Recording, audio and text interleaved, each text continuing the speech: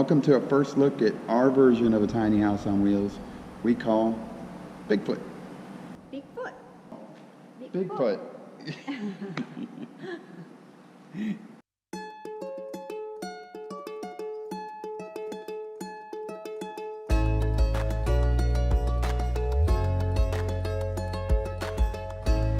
We call it Bigfoot because of its big footprint. When fully deployed, the living space is just under 400 square feet, with a footprint of roughly 20 feet by 20 feet.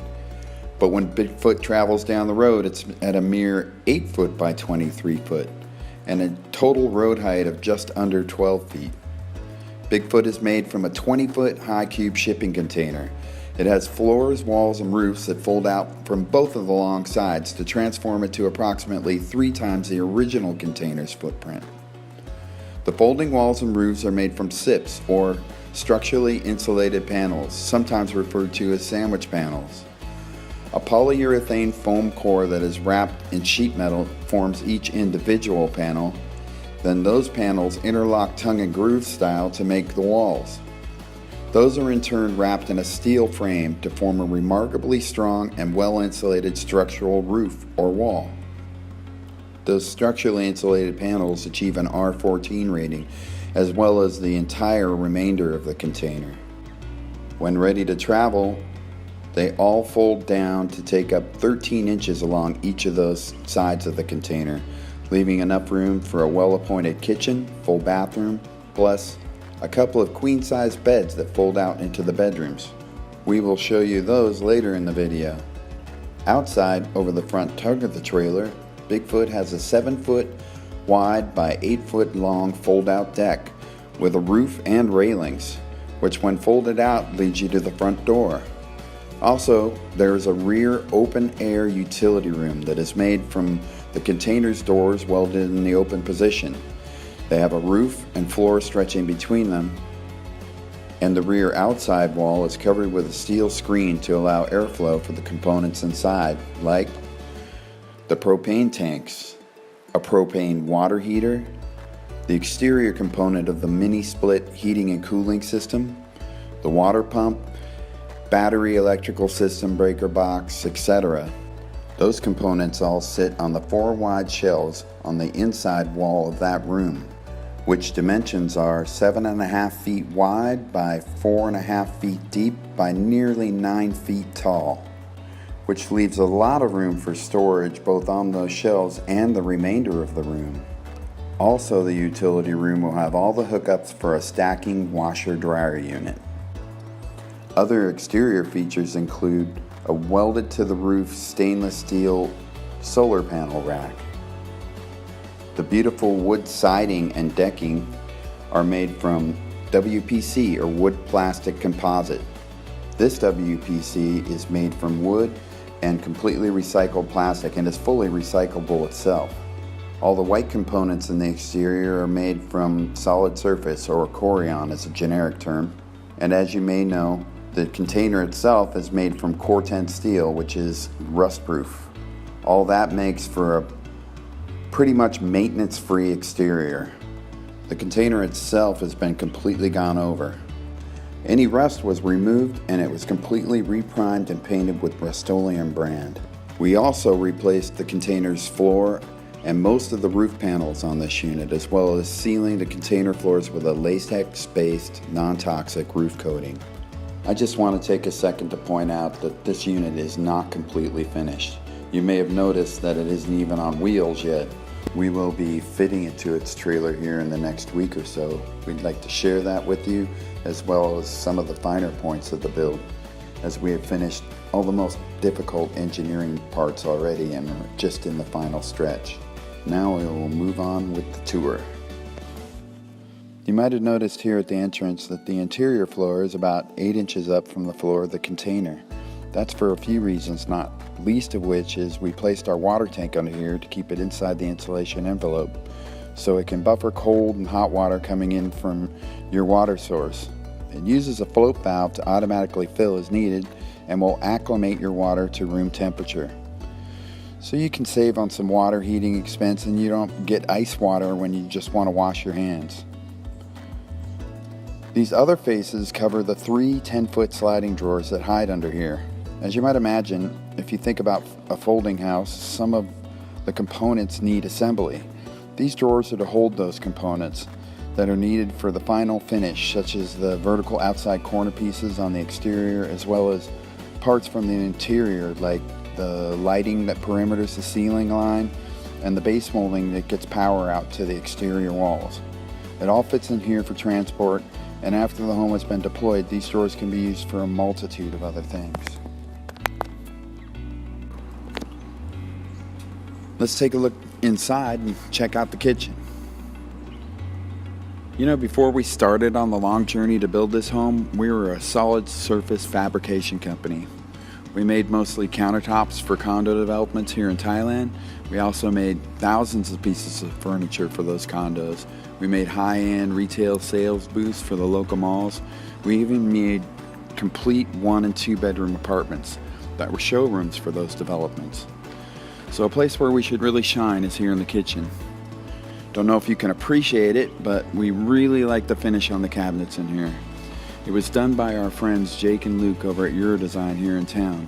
It goes through a 7-step process, which includes 2 finish coats of clear. It's a very beautiful and very durable finish, and we would like to take this chance to thank Eurodesign for their efforts on our behalf. Thanks, Eurodesign. So taking a look around the kitchen, this countertop houses the sink and stove. The spot over here was customized exactly to fit a Furrion brand 2-in-1 range oven that can fit a turkey. It's a very sharp looking little unit. You will see in a lot of higher end builds. We had to jog the countertop back here so we have clearance through to the bedrooms because the oven handle sticks out from the unit a few inches. But it will slide in here like a glove. There's a very large pot and pan drawer included under the oven. It's very similar to another large drawer we put under the fridge. I should mention about this hood. I have a background in building commercial kitchens for restaurants. One thing it's always bothered me about residential kitchens is how poorly residential quality hoods perform. With that in mind, we have commissioned exclusively for our homes a commercial grade vent hood. Nobody seems to talk about it, but we know that when you live in a small space, you can be easily overwhelmed by your stove. I don't know about you, but when I start cooking, using my wok or making some fajitas, it can make a lot of smoke and a lot of flame. So I definitely need some good ventilation, especially when your kitchen makes up such a large percentage of the space you're living in. In this hood, there are 2 large fans that push the airborne grease centrifugally to the outside of the easy-to-clean rubber shrouds they're housed in. The shrouds then drain into this trough for easy cleaning. Speaking of cleaning, we were hoping you might appreciate the efficiency of this part of the kitchen. The sink and stove area is designed to be super easy to clean. From the solid surface top to the undermount sink to the stainless steel drying rack on top of it.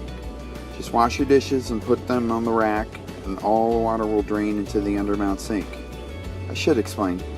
We haven't completed it yet, but here, between the sink and the stove, will be our trademark dish drainer. We route descending V-grooves that slope to the sink. So anything you put here, anything you put on the dish rack will drain into the sink. We personally use this same setup at our home and have done it in countless condos. It works incredibly well and it's super efficient. Moving on, up here we have this floating shelf that will have recessed LED lighting under the lip to light the whole dishwashing area here. In fact, we have it on the other countertop as well, but the LEDs built into the hood. All the working areas in here will be beautifully lit. Under the counter you have 2 doors under the sink and a 3-drawer silverware utensil cabinet to the right of that.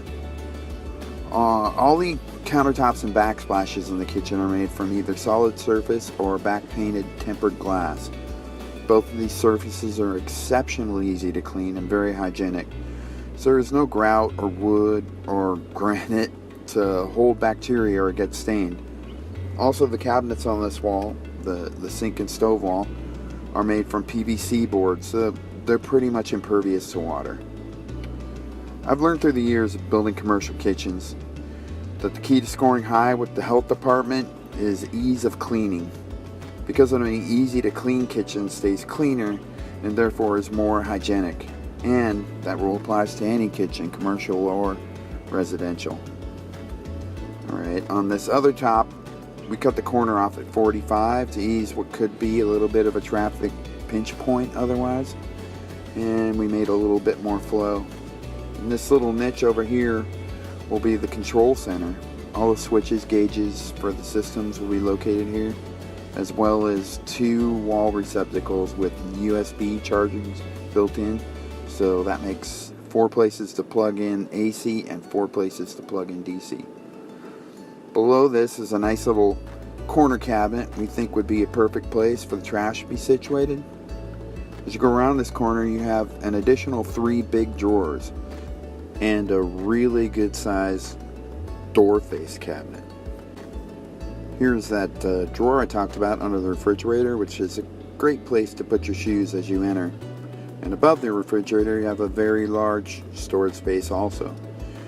Additionally, you have a good 40 inches of uppers over this generous countertop, and on the corner we have a tall flower shelf, just because everybody needs some flowers in their life.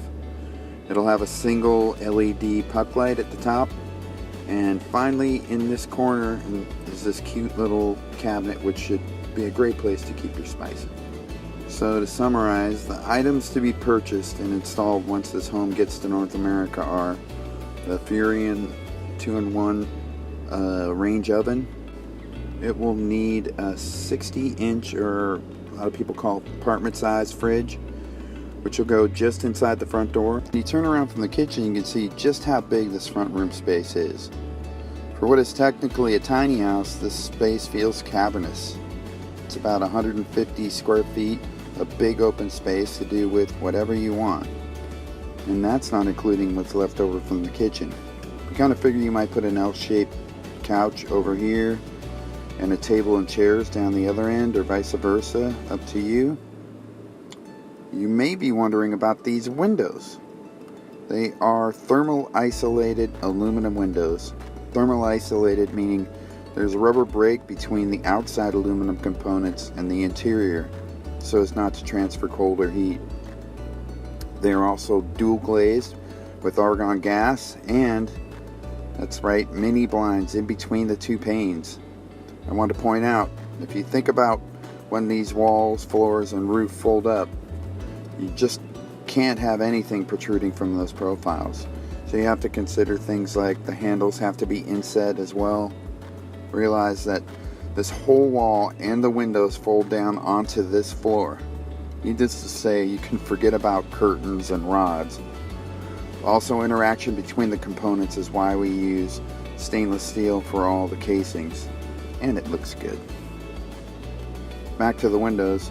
We very purposely chose inward opening casement windows for many reasons.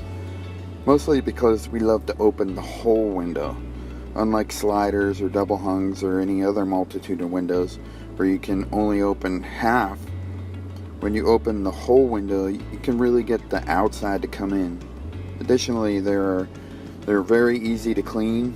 You just have the one big screen on the outside, and with these windows you have over 3 foot square. You can pass almost anything through them. Something else I don't think we really anticipated in the design phase is that the windows end up about 7 feet off the ground.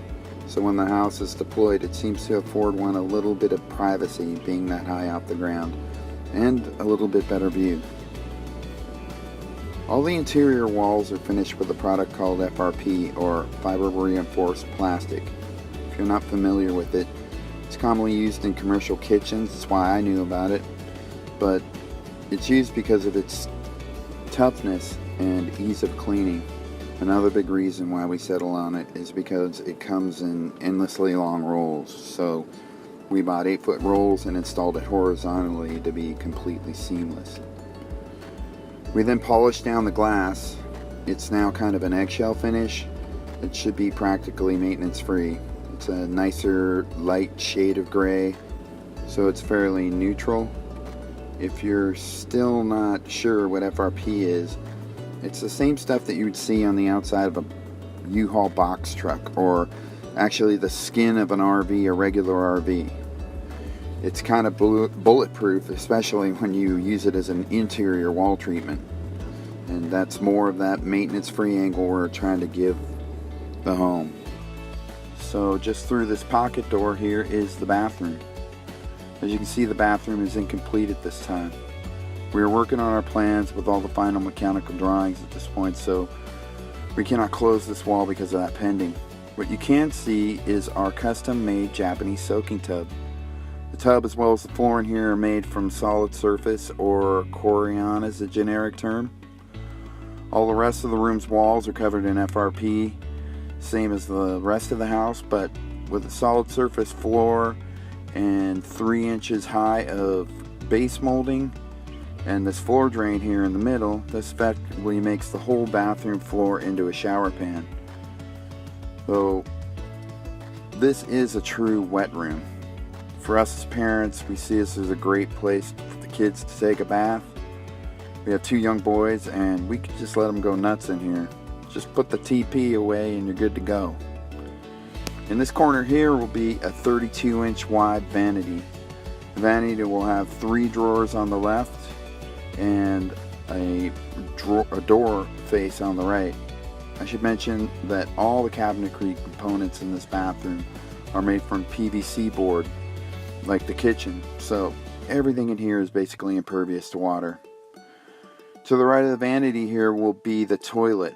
Like many other homes we've seen, we'll have a regular flush toilet flange mounted flat in the finished floor. Because of it being flush and flat to the floor, you could put a composting toilet right over top of it, so you have choices. I was saying before how this is effectively a wet room, so in addition to the kids being able to go nuts, any problems with, say, a broken supply line or a drain line, you have this floor drain here as a backup. That works really well because of the thermoform floor that slopes to the center drain.